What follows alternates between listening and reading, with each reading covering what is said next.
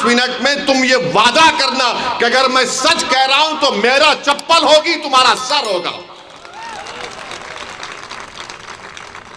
कब तक तुम धोखा देते रहोगे सेकुलरिज्म के नाम पर?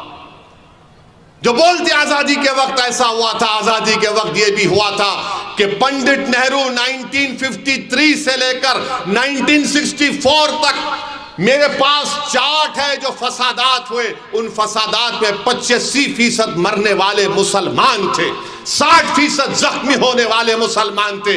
और तुम बात करते हो सेकुलरिज्म की। नेहरू जब वजीर आजम थे, वही स्क्रिप्ट है, वही कहानी है, वही प्यादे है, वही गुलाम है। और गाली उस वक्त मौलाना हिफ्जुर रहमान को, मौलाना आजाद को दी जाती थी। रिजर्वेशन की जब बात होती थी तो आज असदुद्दीन ओवैसी को और इम्तियाज जलील को गाली दी जा रही है। मगर मेरे अजीज दोस्तों और बुजुर्गों, आपको समझना इन बात को। मैं संविधान में, आइन में जो सेकुलरिज्म लिखा गया उसके खिलाफ कभी था ना रहूंगा। मैं हमेशा सियासी सेकुलरिज्म के खिलाफ हूं। इसको इस्तेमाल किया गया है मुसलमानों को कमजोर बनाने के लिए, इसको इस्तेमाल किया गया है मुसलमानों को बेघर बनाने के लिए, इसको इस्तेमाल किया गया है मुसलमानों को फसादात के बाद जेलों में डालने के लिए, इसको इस्तेमाल किया गया है कि मुसलमानों को टेररिज्म के कानून में डालकर उन नौजवानों की जवानी को बर्बाद करने के लिए, इसको इस्तेमाल किया गया है कि हमको ताकतवर नहीं कमजोर बनाने के लिए, इसको इस्तेमाल किया जा रहा है ताकि हमारी सियासी क़यादत ना उभरे। इन सबको एक बात की तकलीफ है कि सबकी लीडरशिप हो सकती है, मराठों की हो सकती है, कोई बात नहीं। मराठों की लीडरशिप हो सकती है, कोई बात नहीं। बैकवर्ड क्लास की हो सकती है, कोई बात नहीं। मगर किसी की नहीं हो सकती तो दलित और मुसलमान और आदिवासी की पॉलिटिकल लीडरशिप नहीं हो सकती।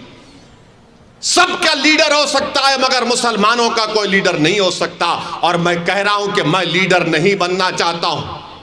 अल्लाह गवाह है, मैं इस पाक औलिया अल्लाह के आस्ताने के सामने खड़े होकर कह रहा हूं, अल्लाह मेरे दिल का हाल जानता है, मैं मुसलमानों का लीडर नहीं बनना चाहता हूं। मेरी जिंदगी अल्लाह जब तक मुझे जिंदा रखेगा, मेरी कैन ख्वाहिश है कि तुम लीडर बनो, तुम कायद बनो, तुम सिपह सालार बनो। आपको लीडर बनना है। जब तक हम बैठकर अपने मुकद्दर के फैसले हम नहीं करेंगे, हमारे मसाइल हल होने वाले नहीं हैं। हम बैठकर कैसे अपने मुकद्दर के फैसले तय करेंगे? जब आपका नेता होगा, नागपुर की बल्दिया में आपका नेता होगा, महाराष्ट्र की विधानसभा में 2 से ज्यादा आपके एमएलएज होंगे, महाराष्ट्र में 1 इम्तियाज से ज्यादा और एमपी आपके जीत कर आएंगे। जब आपकी लीडरशिप होगी, यही तो लड़ाई मंजलिस की है। मैं तुमसे ये नहीं कह रहा हूं कि तुम मुझे नागपुर के आसमानों पर जो 1-2 तारे नजर आ रहे हो तोड़ के लाके दो।